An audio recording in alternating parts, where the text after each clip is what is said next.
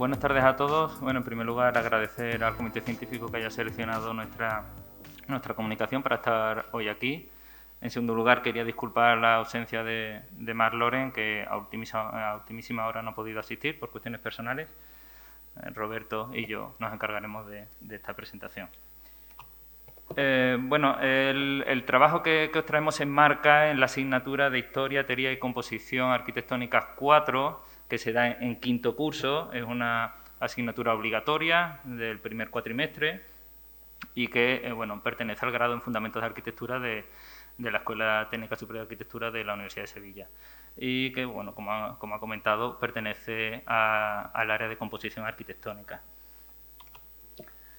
Bueno, aunque todo esto está en las actas, brevemente, simplemente señalar que la asignatura gira en torno al estudio de la ciudad contemporánea, desde mediados del siglo XIX hasta la actualidad. Los objetivos que establecemos, pues, analizar esa complejidad cultural y esa transdisciplinaridad que existe en torno a la ciudad contemporánea, esa condición multiescalar de la ciudad y del territorio, siempre desde una visión sostenible de este desarrollo urbano, para lo cual pues muchas veces recurrimos a esas teorías de intervención de regeneración urbana que se han ido dando a lo largo de este último siglo y medio, siempre también desde la caracterización patrimonial urbana, yendo desde lo local a lo internacional y haciendo ese énfasis metodológico en la creatividad, ¿no?, como método científico que no está exento de rigurosidad. Parece que se ha descolocado un poco, no sé si se me escucha bien. Partimos, bueno, la asignatura, no solo nosotros, otros grupos también, partimos del planteamiento del catedrático Carlos García Vázquez, que divide la historia de la ciudad contemporánea en tres periodos: metrópolis, megalópolis y metápolis, y a partir de él planteamos como tres unidades temáticas. Una centrada, digamos, en el desarrollo de esos tres periodos, que ofrecen un acercamiento histórico a la ciudad en un marco complejo, donde influye interdisciplinar también en ese sentido, porque influyen geopolítica, economía, avances tecnológicos y cambios sociales. Y continuando, digamos, en ese hilo, una ciudad, la segunda unidad temática centrada en ciudad, paisaje y territorio. En esta ciudad se plantean estudios monográficos de ciudades en referencia a los distintos periodos y un estudio de planteamientos alternativos sostenibles para el desarrollo de la ciudad y el territorio. Como conclusión, digamos, o como trabajo asociado a los estudiantes, se plantean dos trabajos grupales. Uno, el trabajo grupal 1, que es el que nos vamos a centrar a desarrollar,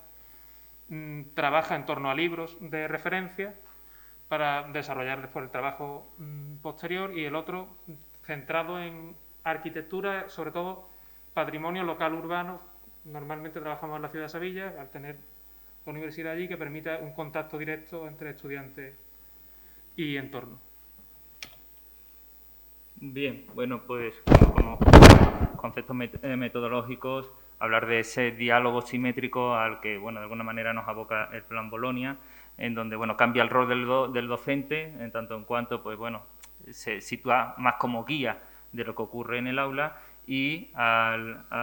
estudiantado se le exige que asuma una mayor responsabilidad tanto con los procesos de aprendizaje, pero también con los procesos de enseñanza, de tal manera que también son responsables de la transmisión de conocimiento, y un poco en esa línea es donde va la actividad que desarrollamos, ¿no? Bueno, todo esto parte de este debate en el que ya llevamos casi 2 siglos, ¿no?, de la utilidad del aprendizaje, en donde,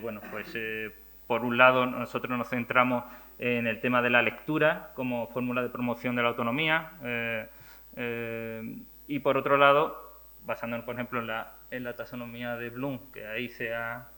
destrozado, ¿no?, pero bueno, en donde, en vez de enfocarnos en la parte baja de esa pirámide, pues nos centramos en la superior, y sobre todo en la idea de crear, ¿no?,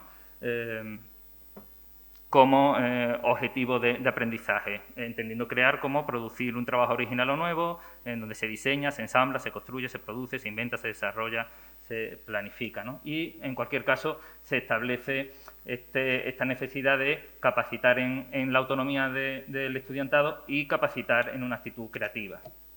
Y esto, pues bueno, lo hacemos desde la lectura y nos planteamos estos dos grandes interrogantes. ¿Cómo integrar la capacitación y la autonomía, siempre desde la creatividad, en este nuevo escenario de educación universitaria? Y, por otro lado, cómo eso se puede realizar en una clase de historia de la arquitectura a partir de la lectura de libros y implicando ese cambio de rol que hablábamos del estudiantado. En este esquema un poco eso es lo que planteamos, desde esa lectura de libros, desde esa teoría necesaria también que acompaña, que ha explicado antes Roberto, de unos seminarios de investigación que también les impartimos. Bueno, pues lo que facilitamos es esa adquisición de conocimiento que entendemos que es fundamental para desarrollar la creatividad, ¿no?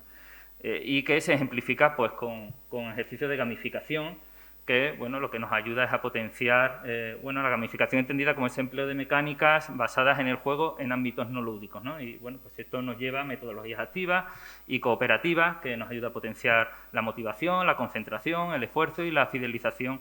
en unos entornos también que deben ser más dinámicos, ¿no? Y todo esto con el objetivo final de formar, estamos hablando ya de una asignatura en quinto, de formar al estudiantado con vista a ser un profesional que tiene que tener cada vez más clara esa actitud colegial, del trabajo colegial en el que cada vez estamos obligados más a trabajar los arquitectos, ¿no? Bueno, ya centrándonos un poco más en el trabajo 1, que comentaba, es el que se va a desarrollar, se plantea en torno a una serie de libros, creo que ahí falta alguno, pero bueno, hace una idea general, que se inicia siempre en las primeras semanas de clase, normalmente primero o la segunda, con la presentación de estudiantes de cursos anteriores, digamos, vinculando un poco el trabajo y dándole valor a ese trabajo en distintos años, no solo un trabajo que se entrega y termina, sino que sirve de referencia a siguientes generaciones de estudiantes de la misma asignatura. Tras eso se realiza una elección de libros, se trabaja en grupos de 3-4 estudiantes, normalmente entre 4 y 6 grupos, dependiendo del número de estudiantes que tenga ese año la asignatura, y seguimos con un seminario documental que les permita hacer una aproximación no solo al libro, sino al autor y entenderlo en su entorno, tanto por sus otras obras redactadas, escritas, artículos,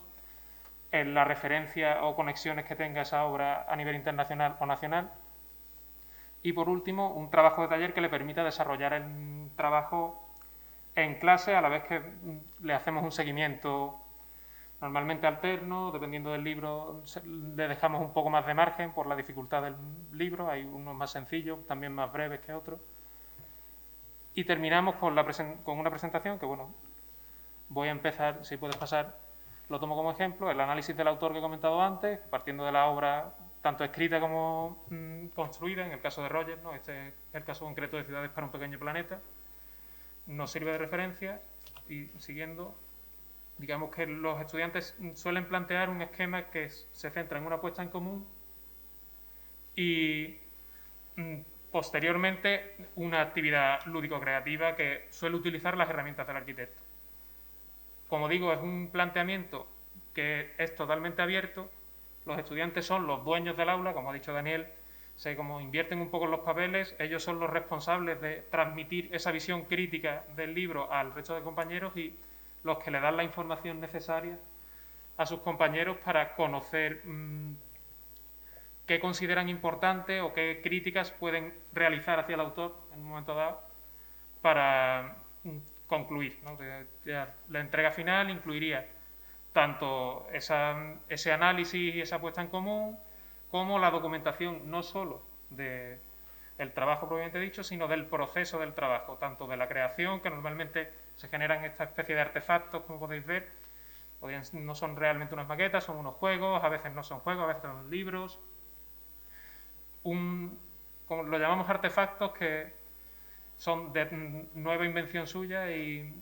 realmente parte de ese proceso creativo que se plantea. Seguimos, vamos, este es otro ejemplo, llevo justito tiempo con Hugh con Naturaleza y Ciudad, y por último un vídeo que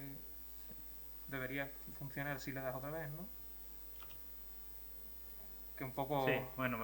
aquí un poco para que veáis que no solamente la actividad se limita al aula, hay veces que tienen necesidad de salir del aula, asumen la escuela o si no incluso el barrio en el que se encuentra, también le pedimos que documente todo el proceso que hacen como entre bambalinas, ¿no? Que toda esa labor en casa que también efectúan, y como veis, pues bueno, suelen también tirar mucho del laboratorio de fabricación digital que tenemos allí en la Escuela de Arquitectura de Sevilla, pero también recurren a apps, elaboran vídeos previos, tiran de códigos QR. La verdad que nos sorprenden año tras año, a pesar de que ellos ven lo que han hecho los compañeros del curso anterior,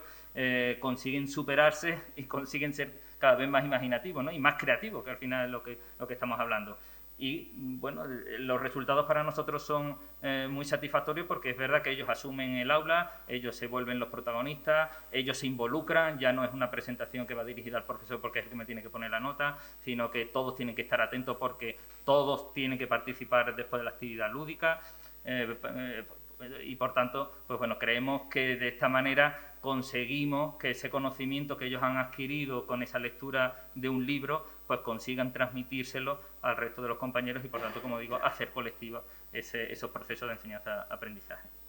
Muchas gracias.